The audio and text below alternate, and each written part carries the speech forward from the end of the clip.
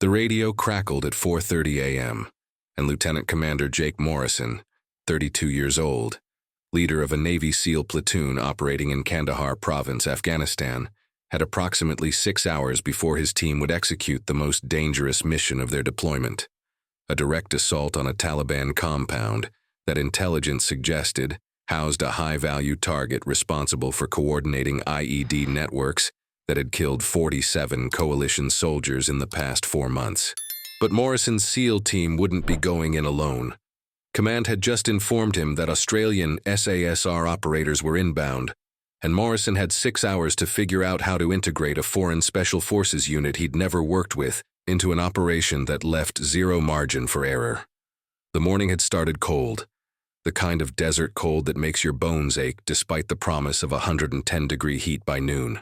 Morrison sat in the Tactical Operations Center of Forward Operating Base Lindsey, staring at satellite imagery of the target compound, a fortress-like structure in the Shah Wali Kot district, surrounded by irrigation ditches, high walls, and defensive positions that suggested the Taliban knew someone was coming. His SEAL platoon, 16 operators who had been together through 3 deployments, knew the plan, had rehearsed the breaches, had memorized every angle of approach. Now command was adding variables Morrison hadn't accounted for. Australian SASR inbound, ETA 11 a.m., the operations officer had said with the casual tone of someone announcing a schedule change, not a fundamental alteration to mission planning. Joint operation, they'll be under your command for the op. Morrison had worked with British SAS before, with Polish GROM, with German KSK. Coalition operations were standard in Afghanistan, but he'd never operated with Australians. He knew their reputation, the stories that circulated through special operations communities, about a unit that punched far above its weight, that took missions other nations declined, that moved through combat with an efficiency that bordered on unnatural. But reputation and reality often diverged, especially when bullets started flying. Morrison had earned his trident in 2003, survived butt-ass by refusing to quit when his body screamed that continuing was impossible, when instructors designed evolutions specifically to break him, when hypothermia and exhaustion and sleep deprivation stripped away everything except the core decision to continue. He had deployed to Iraq in 2005, to Afghanistan in 2007 and 2009. He had kicked in doors in Fallujah, extracted hostages in Helmand, conducted reconnaissance in territories where being captured meant beheading videos on the internet. He was good at his job, and he knew it, not from arrogance, but from the accumulated evidence of missions completed, teammates alive, targets eliminated. But this mission was different. The target compound sat in the center of a village where every fighting-age male was potentially Taliban, where civilians and insurgents were indistinguishable until they started shooting, where the approach routes were exposed and the escape routes were kill zones. Intelligence suggested 15 to 20 Taliban fighters inside, possibly more in supporting positions. The assault required precise timing, overwhelming violence, and flawless coordination. Adding an unknown element, even an allied special forces unit, introduced risk Morrison couldn't quantify. At 11 p.m. exactly, Morrison heard the distinctive sound of helicopter rotors. He walked out of the operations center into the blinding Afghan sun and watched as 2 UH-60 Blackhawks descended toward the landing zone, kicking up clouds of dust that turned the world brown. The helicopters touched down, and Morrison counted 12 operators stepping off, moving with the casual confidence of men who had done this 1,000 times. The Australian team leader approached Morrison. He was tall, lean, maybe 35 years old, with the kind of weathered face that suggested more time in the field than behind a desk. He extended his hand. "Captain David Chen, SASR. Thanks for having us." Morrison shook his hand, assessing. Chen's grip was firm but not performative. His eyes were calm. His gear was worn but immaculate. The 11 operators behind him stood in relaxed postures that somehow conveyed complete readiness, not the nervous energy of soldiers trying to prove themselves, but the settled confidence of professionals who knew exactly what they were capable of. "Jake Morrison, SEALs. Good to have you. We've got 6 hours until mission kickoff. Let's get you briefed." Morrison led the Australians into the operations center and pulled up the satellite imagery. He explained the target, the intelligence, the approach routes, the breach points, the contingency plans. He spoke quickly, efficiently, watching Chen's reactions. The Australian captain asked 3 questions, all tactical, all relevant. No wasted words, no attempts to impress, just focused information gathering. "Your team takes the north breach," Morrison said, pointing to the compound's secondary entrance. "My team hits the main entrance simultaneously. Speed and violence. We clear room to room. Link up in the center courtyard, secure the HVT if he's there, and exfil before reinforcements arrive." Chen nodded. "Timing? Simultaneous breach at 5:30 p.m. Gives us dusk light, enough to see but enough shadow to confuse their response. ROE. Standard. Positive ID before engagement unless they shoot first. Civilians are likely. We need to be precise." Chen turned to his team and spoke quietly, in an accent Morrison found oddly calming. Australian English without the sharp edges of American commands. The SASR operators listened, asked no questions, and began checking their weapons with the kind of methodical attention Morrison recognized from his own team. These were professionals. What Morrison didn't know, what he couldn't know from 6 hours of joint planning, was that Captain David Chen had grown up in Sydney, the son of immigrants who had fled Vietnam in 1975, who had taught him that freedom was not guaranteed but earned, that the country that gave his family sanctuary deserved service in return. Chen had joined the Australian Army at 19, not for adventure, but for purpose. The SASR selection course had been 6 months of mountains and deprivation and psychological pressure, designed to reveal who would quit when every rational thought demanded it. Chen had not quit. He had endured, then excelled, then spent 15 years deploying to every conflict zone where Australian interests demanded quiet professionals who could operate beyond the reach of conventional forces. The 11 operators with Chen represented some of the most experienced special forces soldiers Australia had deployed to Afghanistan. They had conducted operations in Kandahar Province, where they killed 100 Taliban fighters in a single week with 0 friendly casualties. They had trained Afghan special forces, transforming farmers into operators capable of independent action. They had executed reconnaissance missions in territories so dangerous that coalition commanders debated whether insertion was survivable, and the SASR had inserted anyway, gathered intelligence, and extracted without being detected. But Morrison didn't know this history. He knew only what he could observe, and what he observed during the next 6 hours of preparation was something that made him reconsider his assumptions about Allied forces. The SASR operators moved through rehearsals with a fluidity that suggested telepathy. They didn't shout or posture. They simply executed, adjusted when Morrison's team identified issues, and executed again with corrections integrated seamlessly. When one of Morrison's younger SEALs, a 24-year-old on his first deployment, struggled with a breach technique, an SASR sergeant named Cooper walked over, demonstrated the proper angle without a word of criticism, and walked away. The SEAL got it right on the next attempt. Morrison watched this interaction and felt something shift. These weren't foreigners trying to prove themselves. These were mirror images of his own team, operators who had traveled the same path through selection and training and deployment, who spoke the same unspoken language of professionals, who understood that ego was dangerous and competence was everything. At 5 p.m., both teams loaded into Blackhawks for the 15-minute flight to the target area. Morrison sat across from Chen in the vibrating darkness of the helicopter, both men silent, both running through mental rehearsals of what came next. Morrison glanced at the SASR operators. Their faces were calm. No nervous energy, no forced bravado, just the settled focus of men who had done this before and would do it again, who understood that fear was normal, but panic was unacceptable, that the next 30 minutes would demand everything they had, and they had prepared accordingly.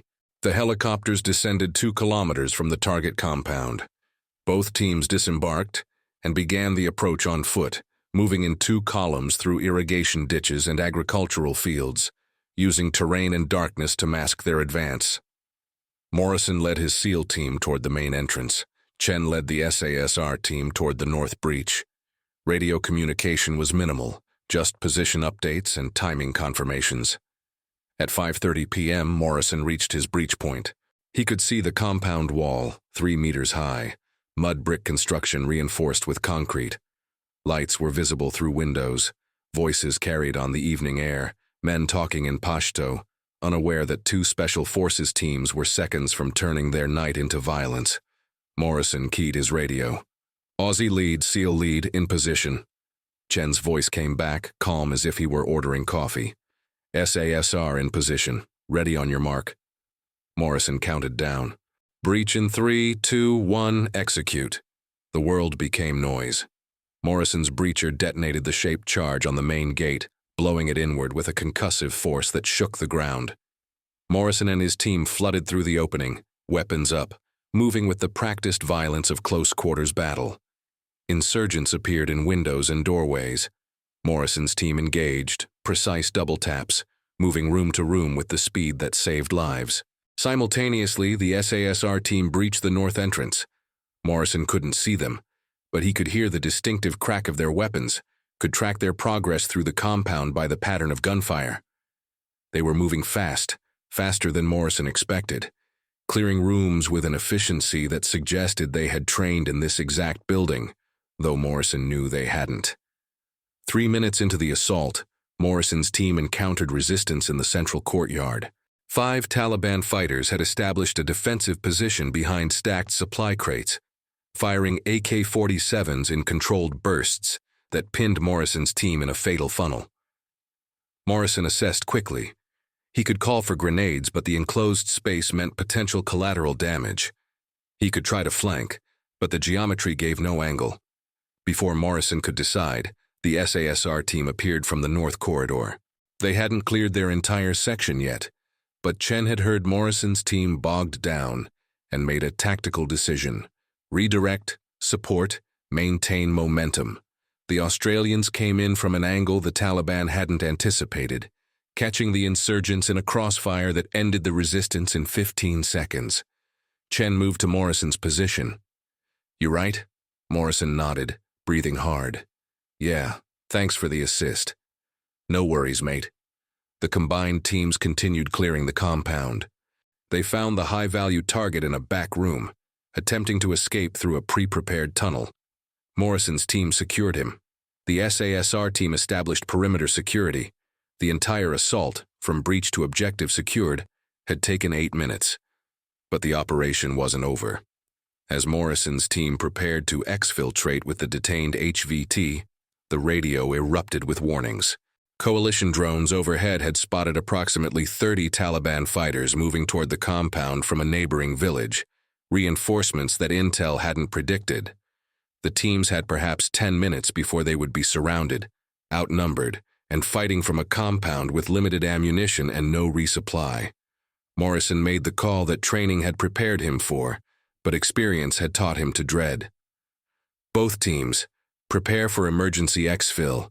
Halos inbound, ETA 12 minutes. We hold until extraction. 12 minutes. Morrison's SEAL team and Chen's SASR team established defensive positions at the compound's perimeter. Morrison assigned sectors, coordinated fields of fire, and prepared for what he knew would be the hardest part of the mission. The assault had been textbook. The extraction would be survival. The Taliban arrived in force at 7:45 p.m. Morrison watched through his night vision as approximately 35 fighters, more than intelligence had estimated, began surrounding the compound, using the same irrigation ditches and terrain features the Special Forces teams had used for approach. The insurgents had done this before, had learned from previous engagements, had adapted their tactics to counter coalition special operations. The first RPG struck the compound's east wall, exploding in a shower of mud brick and shrapnel. Morrison's team returned fire, controlled bursts designed to conserve ammunition. The SASR team on the north side engaged targets with precision that Morrison found remarkable under the circumstances. He could hear Chen on the radio, calm voice directing his team's fire. calling out targets, maintaining discipline when the natural human response to being outnumbered and surrounded was to panic and waste ammunition. 8 minutes until extraction. The firefight intensified. The Taliban, realizing the coalition forces were pinned, increased their aggression, maneuvering closer, attempting to breach the compound walls. Morrison's team killed 7 insurgents in 3 minutes, but more kept coming. Ammunition was becoming a concern. Morrison did the math in his head. Current rate of fire, rounds remaining, time until helicopters arrived. The numbers were uncomfortable. Then Morrison witnessed something that he would later describe in debriefings with a tone that suggested he still wasn't sure he believed it.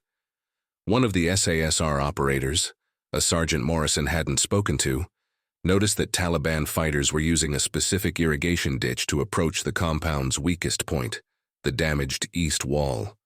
Instead of simply shooting at targets as they appeared, the sergeant did something unexpected.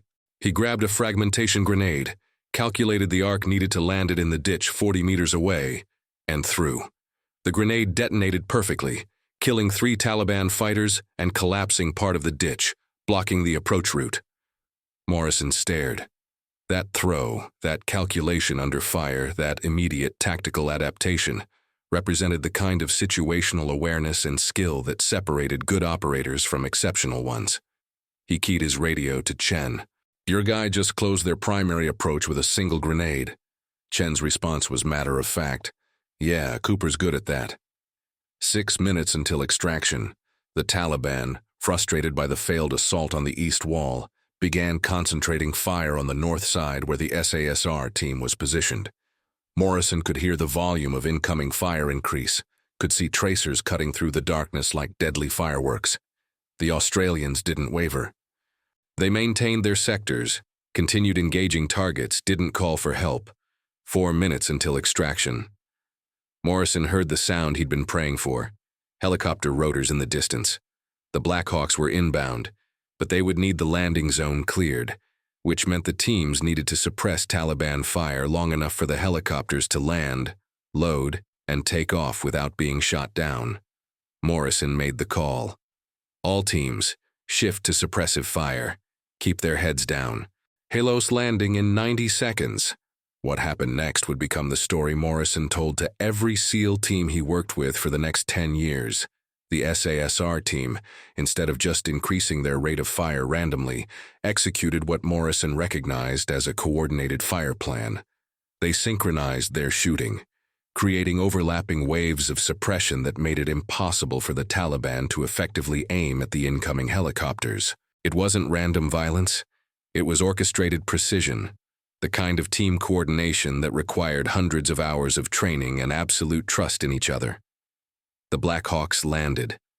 Both teams collapsed their perimeter and ran to the helicopters, maintaining rear security, still engaging targets as they boarded. Morrison counted heads. All his SEALs accounted for, all SASR operators accounted for, HVT secured, 0 friendly casualties. The helicopters lifted off under fire, climbing hard into the night sky, leaving behind a compound surrounded by Taliban fighters who had failed to stop 2 special forces teams from completing their mission exactly as planned.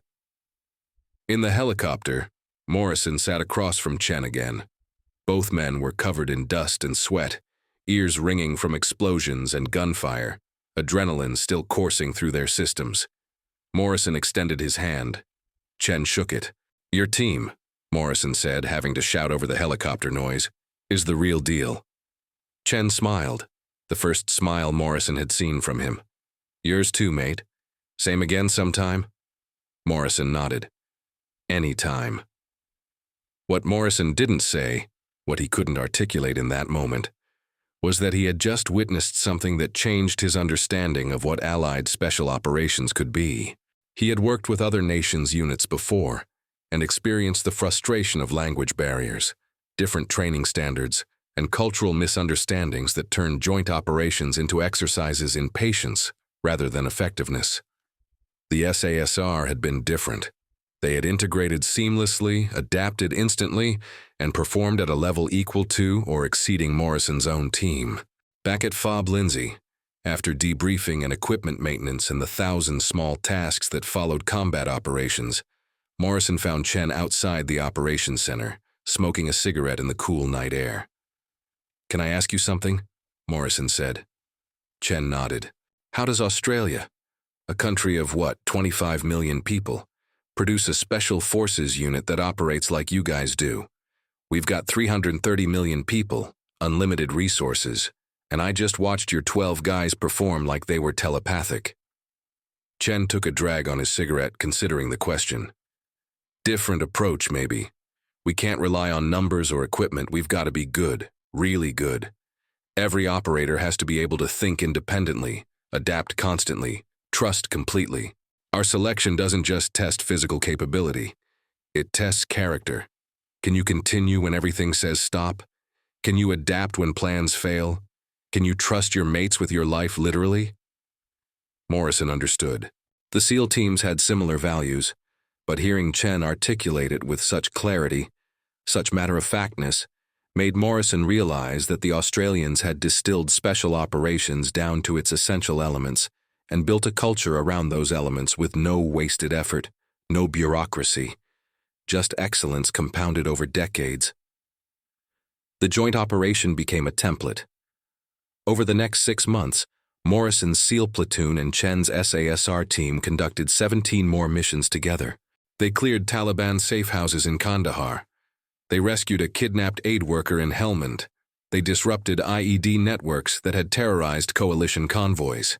They lost 0 operators to enemy action and achieved mission success rates that made senior commanders ask how they were doing it. The answer was simple but profound. The teams had learned to function as a single unit, not American and Australian, but warriors who spoke the same language of competence, courage, and commitment. Morrison's SEALs learned techniques from the SASR operators. The Australians learned from the Americans. But more importantly, they learned to trust each other with the kind of absolute confidence that only comes from shared combat. From watching someone perform under conditions where performance means the difference between everyone going home or some not making it. Other American Special Operations units began requesting to work with the SASR. Army Rangers, Delta Force, Marine Special Operations teams, they all wanted to see what Morrison had witnessed. And the Australians, with their characteristic lack of pretension, simply continued doing what they had always done, taking the hardest missions, executing them with precision, and going home quietly without needing recognition or validation. A United States Army Ranger officer, speaking years later about joint operations with Australian Special Forces, described it with simple clarity. "We thought we were the best. Then we watched the Australians work and realized best is not a ranking, it's a standard. They meet that standard every single time. No excuses, no bad days, just consistent excellence that makes you raise your own game because you don't want to be the weak link when you're operating with them." Morrison returned home after that deployment with a different understanding of what Allied operations could achieve. He testified before military planning committees about the importance of interoperability with Australian Special Forces. He recommended that SEAL teams conduct regular training exchanges with the SASR. He wrote after-action reports that praised the Australians with language that made senior officers take notice, not because Morrison was prone to exaggeration, but because his reputation for understated honesty made his praise carry weight. Captain David Chen continued deploying to Afghanistan, then to other conflicts that remain classified.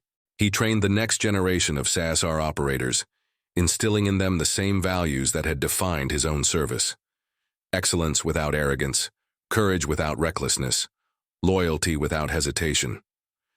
He retired after 20 years, his body carrying the accumulated damage of too many parachute jumps and too many firefights, but his mind clear about what he had accomplished and who he had served with.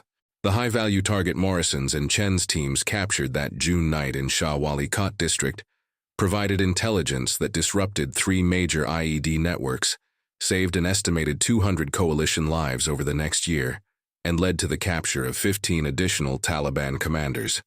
But that tactical success was secondary to the strategic lesson learned.